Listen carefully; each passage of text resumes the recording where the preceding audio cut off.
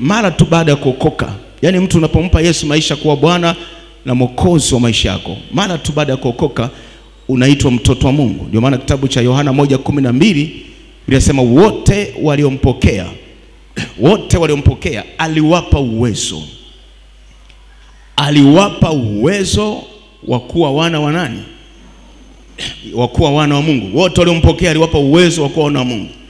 Kwa mtu automatically anapokuwa ameokoka, saa hiyo anaitwa mwana wa Mungu. Package zote ambazo mwana wa Mungu anastahili, Mungu anazimimina pale kwake. Zile package zote ambazo mtoto wa Mungu anastahili kama mwana, Mungu anampa zote automatically saa hiyo. Mara tu baada ya kuokoka, Mungu anatupa nini?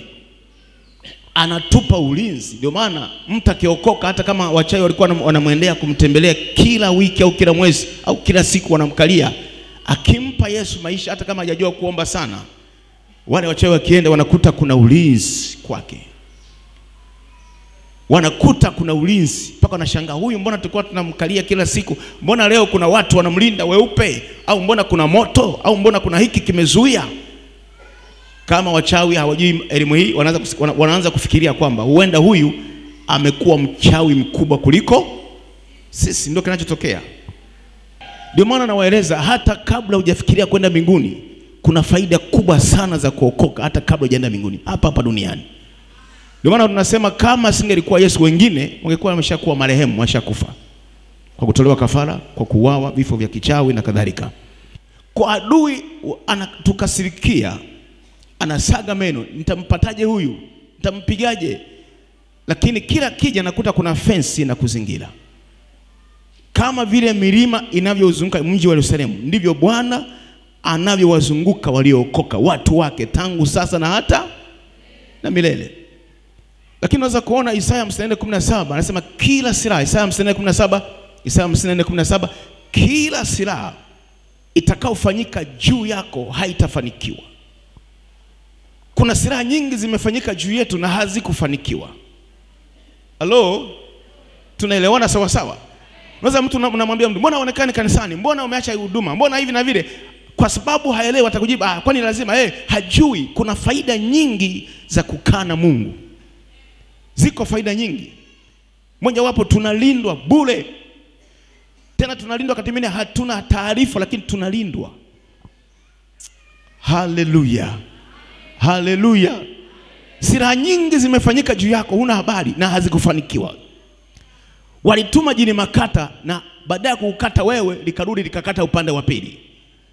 Walitumia nguvu nyingi kushambulia kwa majini yao, lakini hawakufanikiwa. Kila silaha itakaofanyika juu yetu kamwe haitafanikiwa.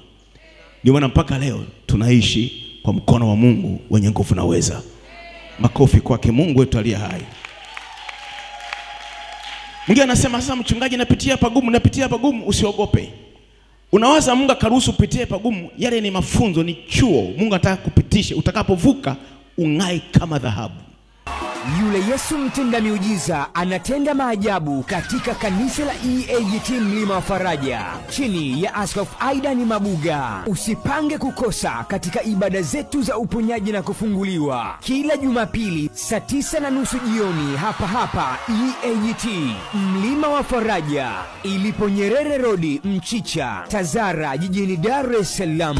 Karibu waabudu nasi Jumapili hii. Ibada ya kwanza ni saa 12:30 asubuhi.